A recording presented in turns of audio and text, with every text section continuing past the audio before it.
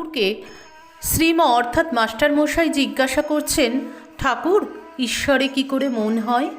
ঠাকুর বলছেন, ঈশ্বরের নাম গুণগান সর্বদা করতে হয়, আর সৎসঙ্গ, ঈশ্বরের ভক্ত বা সাধু এদের কাছে মাঝে মাঝে যেতে হয়।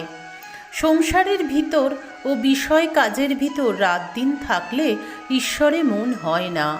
মাঝে মাঝে নির্জনে গিয়ে তাঁর চিন্তা করা বড় দরকার। প্রথম অবস্থায় মাঝে মাঝে নির্জন না হলে ঈশ্বরে মন রাখা বড়ই কঠিন। যখন চারাগাছ থাকে তখন তার চারিদিকে বেড়া দিতে হয়।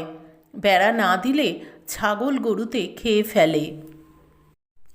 ঠাকুর বলছেন, ধ্যান করবে মনে কোণে ও বনে, আর সর্বদা সৎ অসৎ বিচার করবে। ঈশ্বরই সত্য কিনা নিত্য বস্তু, আর সব অসৎ কিনা